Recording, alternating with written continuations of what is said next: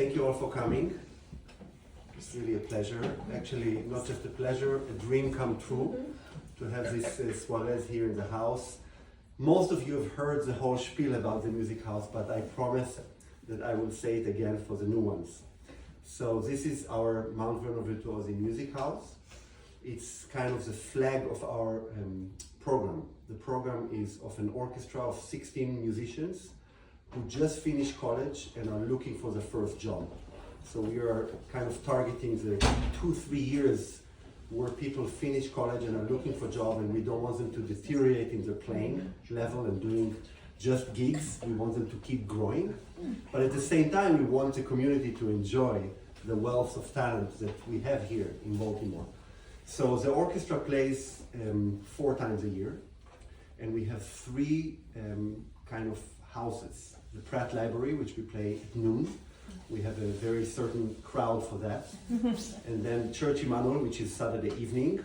That's our fancy, quote unquote, we always play in jeans, but that's our fancy concert series. And then on Sunday, we play in DC, in St. Anne Church. And all our concerts are free of charge, everything we do. Hi Ben, thank you for coming.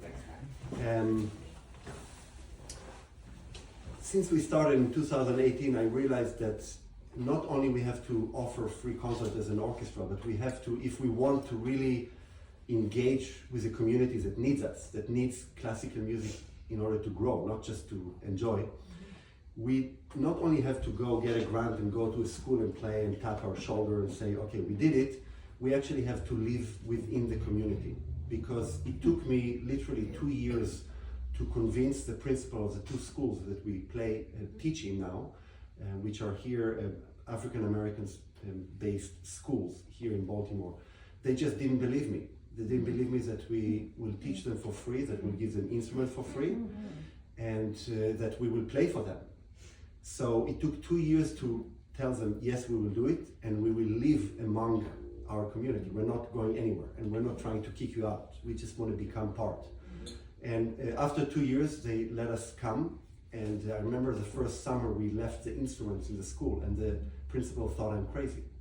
That nobody leaves anything here. I said, we're living it here.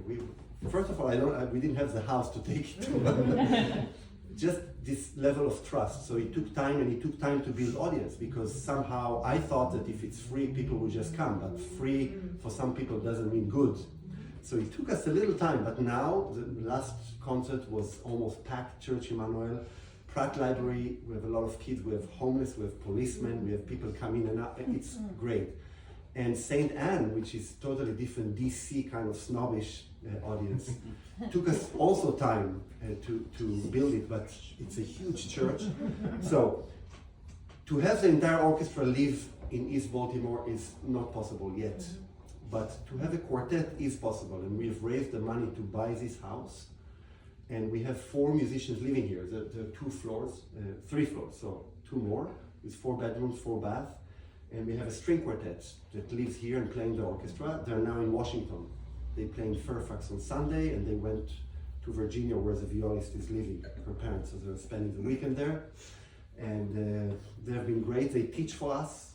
They get a stipend every month. So they don't pay rent, they get a stipend, sort of a salary, and they practice right here every day, and I coach them. And this is really, it has been great to see how they grow as a quartet, and how they grow in the community, and how they put MVV, Mount Vernon Virtuosi, on the map, sort of, in Baltimore and also in DC. Not as much in DC, but also in DC.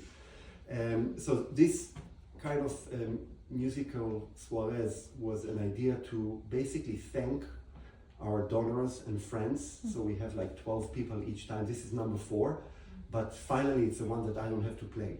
I just drink wine, and we have an amazing 2 musicians that are just phenomenal. And you have to understand, this house has never seen or heard music, not just classical music. So I see these bricks as Baltimore, the history of Baltimore. We wanted to keep it when we renovated it. It has heard a lot of cello so far, a lot of string quartet, but it's the first time we have voice here in the house. So the idea is like a good old bottle of wine. We want the music to sink into this house, so it will be really the flag of Mount Vernon Virtuosi. The door is half open, and that's symbolic to what that house means. It's open to the community. The quartet knows, I mean, they're very clear to put the Christmas tree so we don't go up to the rooms. But they know this room is not theirs.